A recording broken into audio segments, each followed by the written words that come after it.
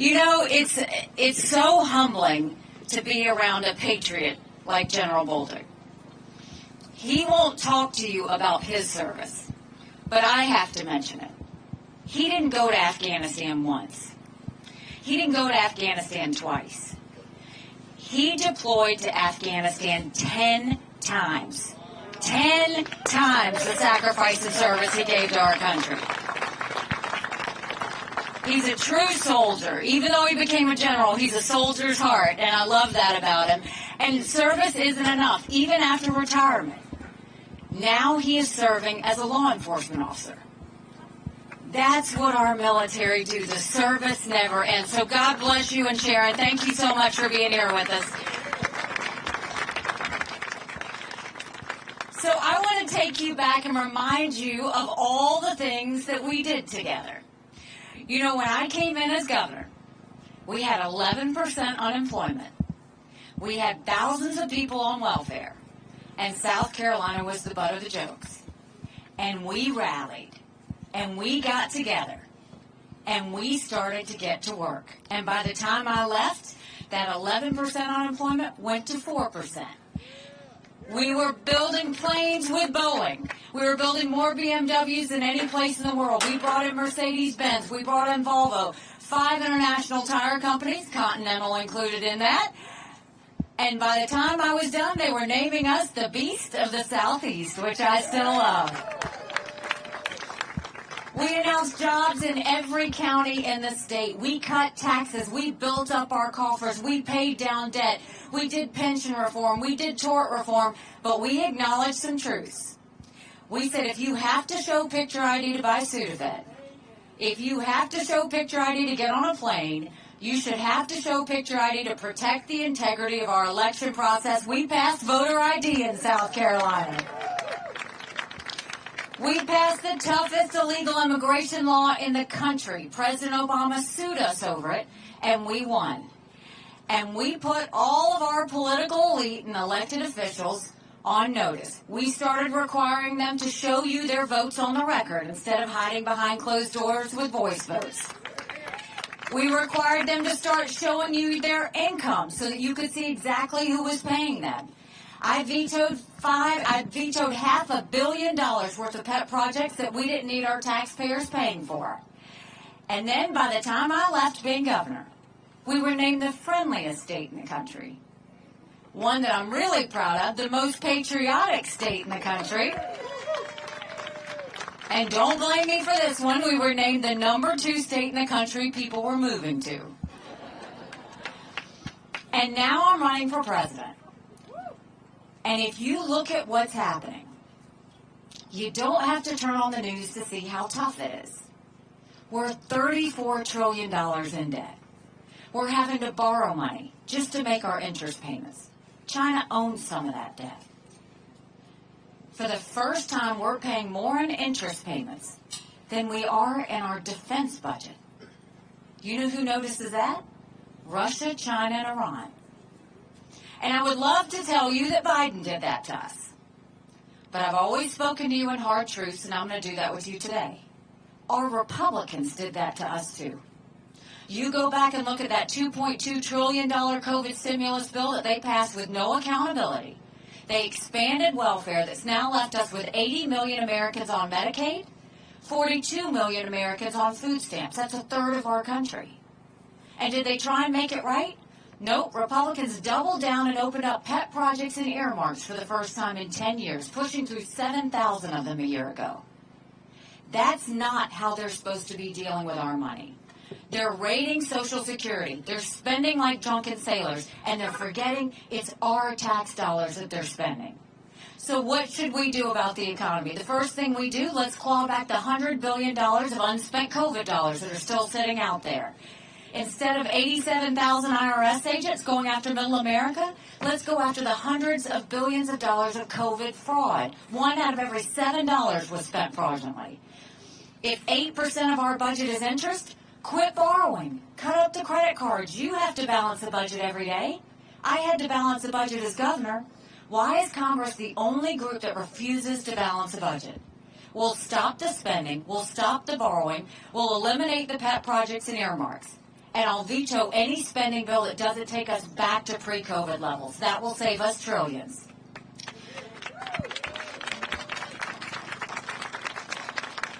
Then we'll take as many federal programs as we can, and we'll send them down to the state level. That will dramatically reduce the size of the federal government, but it will empower people on the ground. Think education, think health care, think welfare, think mental health. When we cut those strings and send that down, states can start to customize that to where the people can use it the best, not Washington bureaucrats deciding that. And then we need to open up the middle class. We're watching the rich get richer and the poor get poorer. We're going to open up the middle class by cutting taxes on the middle class, simplifying the brackets. We're going to eliminate the federal gas and diesel tax in this country. And we're going to make small business tax cuts permanent. They made them temporary. We're going to make them permanent. Small businesses are the heartbeat of our economy. We need to start acting like it. And when you talk about the fact that Congress is spending, do you know they only have one job? One job. And that's to give us a budget on time. Do you know Congress has only given us a budget on time 4 times in 40 years? 4 times in 40 years. Do you know what I say about that? When I'm president, they don't give us a budget on time, they don't get paid. Period. Don't you think it's finally time we had term limits in Washington, D.C.? Don't you think we need to have mental competency tests for anyone over the age of 75? And let me say this. I'm not being disrespectful when I say that. We all know people over 75 that can run circles around us. And then we know Joe Biden. Congress has become the most privileged nursing home in the country. And we have to take this seriously. These are people making decisions on the future of our economy. These are people making decisions on our national security. We need to know they're at the top of their game. And then let's talk about the border. I can't believe we're allowing this in the United States. 8.5 million illegal immigrants have come to that border. We had more fentanyl cross the border last year that would kill every single American. Number 1 cause of death for adults 18 to 45? Fentanyl. And don't think for a second China doesn't know what they're doing when they send it over. Now, we passed the toughest illegal immigration law in the country. I think we need to take what we did in South Carolina and go national with it. We should do a national E-Verify program and require all of our businesses to prove that the people they hire are in this country legally. Let's defund sanctuary cities once and for all. No more safe havens in America. We're going to put 25,000 Border Patrol and ICE agents on the ground and let them do their job. Let's go back to the Remain in Mexico policy so that no one even steps foot on U.S. soil. And instead of catch and release, let's go to catch and deport. That is the way we will deal with what's happening on the border. And you look at that bill that came before Congress last week. Now, the issues with that bill, first of all, it strengthened asylum laws, which we need. 3 million illegal immigrants came in during the Trump administration because our asylum laws weren't strong enough. But it was weak on Remain in Mexico, and it had a 5,000-person threshold. We don't even want a 1-person threshold. But the problem is, Congress can't just go home for 2 weeks, which is what they've done. They need to get in a room and figure it out and pass a strong border bill. But then you have President Trump telling them, don't pass anything before the general election. We can't wait 1 day to pass a strong border bill. So Congress needs to get in a room and figure it out, and Donald Trump needs to stay out of it and let us get our Americans safe. And you know, my parents taught me in Bamberg, South Carolina, that you take care of those who take care of you. I'm going to ask you for taking care of those who take care of us. Right now in America, over 35,000 of our veterans are homeless. 1 in 3 suffers from PTSD or thoughts of suicide. we lose 22 heroes a day to suicide. If a veteran needs a doctor's appointment at the VA, on average, takes 29 days. Why 29 days? Because on the 30th day, they can go to the doctor or hospital of their choice. So midway through the 29 days, they get a call to reschedule, and the clock starts all over again. It's shameful how we treat our veterans. Now, I'm the proud wife of a combat veteran who served in Afghanistan. And when Michael came home to us, that was a lot of prayers answered. But that was the easy part. When we got home, life got hard. Michael couldn't hear loud noises. He couldn't be in crowds. Life had passed him by for the year that he was gone, and the transition was tough. We can't just love our men and women when they're gone. We gotta love them when they come back home, too. So we need to do more than a 2-week transition. We need to make sure that they have telehealth so they can get the mental health care they need right when they need it. They should be able to go to the doctor or hospital of their choice. They've earned that right. And I think the best way we deal with VA health care, I think every member of Congress should have to get their health care from the VA, and you watch how fast that gets fixed. It'll be the best health care you've ever seen, guaranteed. And then let's talk about national security. The world is on fire, literally. You've got a war in Europe. You've got a war in the Middle East. You've got North Korea testing intercontinental ballistic missiles capable of hitting the U.S. You've got China on the march. But make no mistake, none of that would have happened had we not had that debacle in Afghanistan. The idea that my husband and his military brothers and sisters who served there had to watch us leave Bagram Air Force Base in the middle of the night without telling our allies who stood shoulder to shoulder with us for decades because we asked them to be there. Think about what that said to our friends. More importantly, think about what that said to our enemies. And now we look at a time where we need to be holding them to account. You've got Joe Biden putting his head in the sand. And you've got Donald Trump who said on a stage in Conway that not only would he not defend NATO countries if they didn't pull their weight, but that he would encourage Putin to invade the countries if they didn't pull their weight.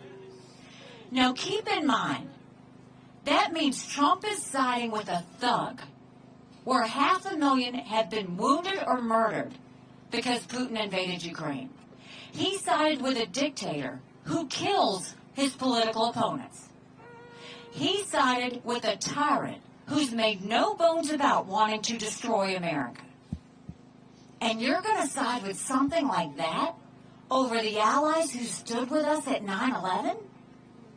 What are we doing? We all want them to pull their weight, without question.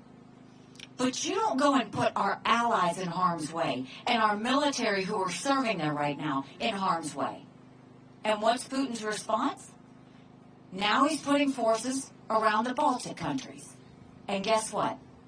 He said, once he takes Ukraine, Poland and the Baltics are next. Those are NATO countries, and that puts America at war. We are trying to prevent war. We should always try and prevent war.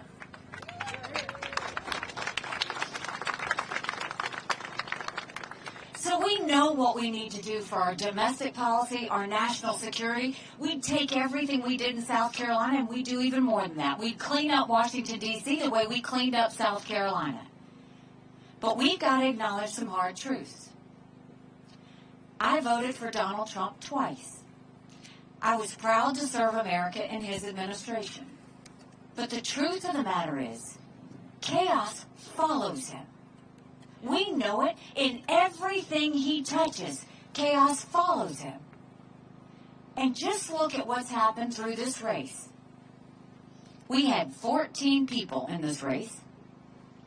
I defeated a dozen of the fellas. I just got one more fella I got to catch up to.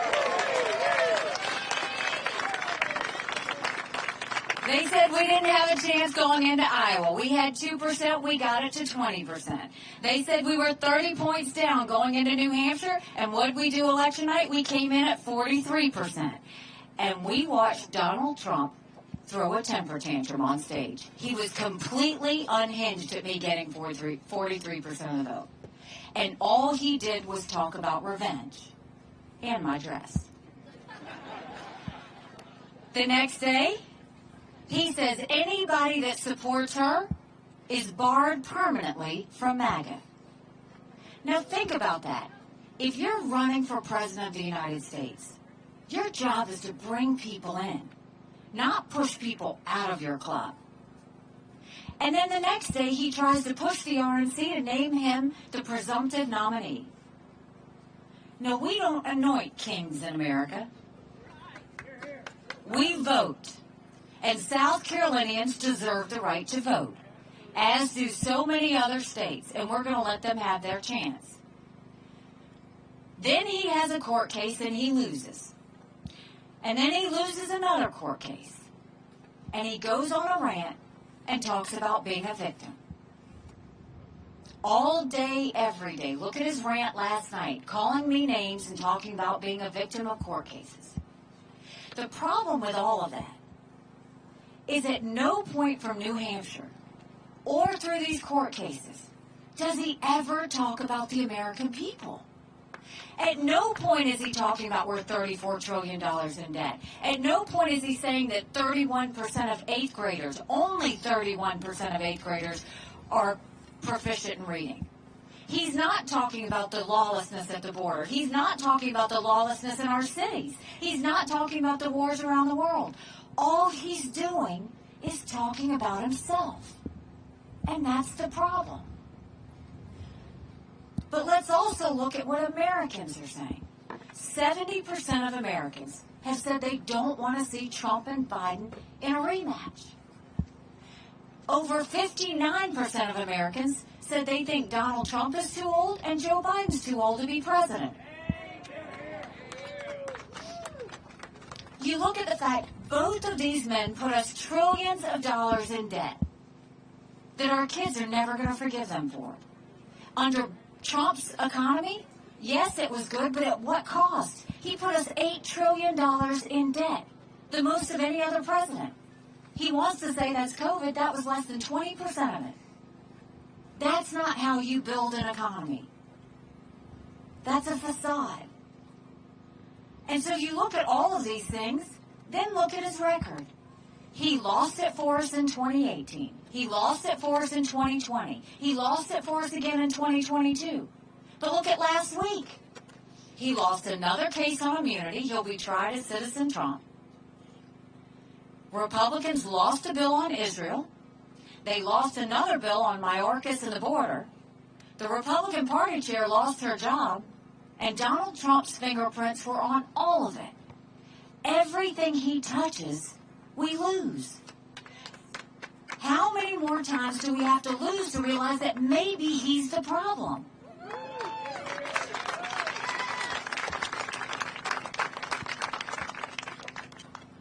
There will be a female president of the United States.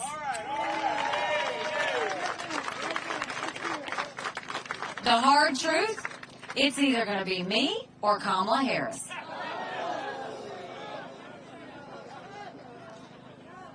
Because as much as we want to turn our country around, we can't do that if we don't win. And Donald Trump can't win a general election. Don't take my word for it. Look at any of the general election polls. He's down to Biden, regardless of what he says, he's down to Biden 5 points, 7 points. On his best day, it's margin of error. They're even. I'm in every one of those same general election polls, and I defeat Biden by up to 17 points. Do you know what that means? That's bigger than the presidency. That's House, that's Senate, that's governorships, that's school boards. That's a way we can turn our entire country around. But you win by double digits. That's a mandate going into Washington, D.C. to stop the wasteful spending and get our economy back on track. That's a mandate to get our kids reading again and go back to the basics in education. That's a mandate to secure our borders with no more excuses. That's a mandate for law and order back in our cities. And that's a mandate for a strong America that prevents war, that we can all be proud of. Don't you want that? But Because we can have that. But in order to have that, it's going to take a lot of courage. Courage from everybody here. Courage for me to run. And courage for every one of you to know, don't complain about what happens in a general election if you don't vote in this primary. It matters. You know, 7 months ago, I dropped my husband Michael off for another year-long deployment. And I watched him and 230 soldiers pick up their 2 duffel bags of belongings to go to a country they'd never been, all in the name of protecting America. They're willing to sacrifice their lives and their families because they still believe in this amazing experiment that is America. So if they're willing to sacrifice for us there, shouldn't we be willing to fight for America here? Because we have a country to save. You know, I turned on the TV a couple of days ago, and I saw Donald Trump was running an ad against me. Interesting, because he says he's not worried about me, but he's running ads, he's saying all these things. And in the ad, he said something like, I was for open borders and raising taxes. And you know what, and cutting Social Security, which is false as well. But you know what I was thinking? If he's going to lie about me, I'm going to tell you the truth about him. Do you know when he was president in 2018, he proposed a 25-cent per gallon tax hike on all of us? Do you know right now he wants to raise taxes on every American family? He wants to put tariffs on everything that comes into our country, from baby strollers to appliances. Every American family will pay over $2,800 more per year. Do you know he wants to cut Social Security benefits? He's not going to touch it. So when he leaves office, everybody gets a 24% cut. That's what he doesn't want you to know, but that's what I think you should know. When it comes down to it, you have a choice. Do we want more of the same, or do we want to go in a new direction? More of the same is not just Joe Biden. More of the same is Donald Trump. And if you look at where we are, do we really need to say the best we can do are 2 80-year-old candidates?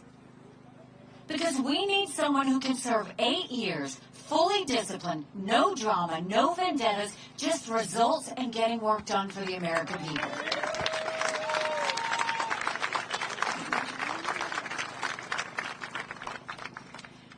You know, I talked about all the successes we had together, but we had some challenges too.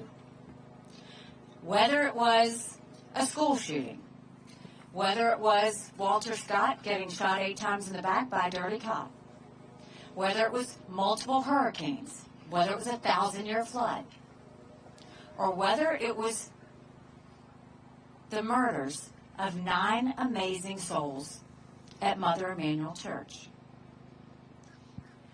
And when that happened, there were riots all over the country. We saw it in Ferguson. We saw it in other cities. But look at what we did in South Carolina. In South Carolina, we came together in all of those crises. We came together, and we didn't have riots. We had vigils. We didn't have protests. We had prayer. Because the tone at the top matters. We brought down a divisive symbol that had divided our state for a long time. But I didn't judge either side. I didn't pick who was right or who was wrong, because that's not what a leader does. What a leader does is bring out the best in people so that we can make the best decisions together. Now we need to do that for our country. Can you imagine a time where we could actually sit down for dinner and not fight over politics? Can you imagine a country that doesn't have all this anger and division and hate? Can you imagine a country where you could go to work and say your views and not worry about being demoted? Americans deserve that. But you know what? The younger generation deserves that more. They've been through a lot. You look at what they went through with COVID. You look at the fact that the younger people, they're worried about whether they're going to find a job. They see all this debt. They don't know how it's going to affect them. They sit there and look at how will they ever afford a home. But they also feel the anger and the chaos. They don't deserve that. This is more than just about us. It's about them. That's why we need to do this. And all you see from Joe Biden and Donald Trump is bad-mouthing the other side. And they refuse to see that we're all Americans. And they refuse to see that when we go back to being the country that remembers what our true national values are, that's when the magic comes back. So we've got a job for you. The election is on Saturday. You can go vote early at the courthouse starting tomorrow. It's easy. You go in, you go out. But when you go in, I want you to take 5 people with you. When you leave here, take a yard sign. If you don't have a place where you can put the yard sign, put it in the back of your car. But make sure you go tell everybody you know that they need to vote in this primary. You'd be surprised at how many of your family and friends just vote in general elections. In a general election, we're given a choice. In a primary, we make our choice. Anybody can vote in this primary on Saturday as long as you didn't vote in the Democrat primary on February 3rd. So you can go to the courthouse between now and Saturday. Saturday you go to your regular polling station. All you need to do is take a picture ID. That's it. So this is what I will tell you. When I announced that I was running, the reporters asked me why I was doing this. And I said, my parents came here 50 years ago to an America that was strong and proud and full of opportunities. I want them to know that country again. I'm doing this for Michael and his military brothers and sisters because they need to know their sacrifice matters. They need to know that we love our country. I'm doing this for my daughter who just got married, and I saw how hard it was for her and her husband to buy a home. The average home buyer in America now is 49 years old. The American dream is leaving them. And I'm doing this for my son, who's a senior in college. And I am tired of watching him write papers of things he doesn't believe in just to get an A. That's not us. That's not America. And for the first time, 81% of Americans don't think their kids are going to live as good of a life as we did. We can't be okay with that. I'm not okay with that. We do have a country to save. But I'll promise you this. If you will join with me in this movement, if you will join with me in this fight, I will do for you what I did for you when I was your governor twice. I will spend every single day trying to prove to you that you made a good decision. God bless you. Thank you very much, Sumter. I appreciate you. Let's get out and vote.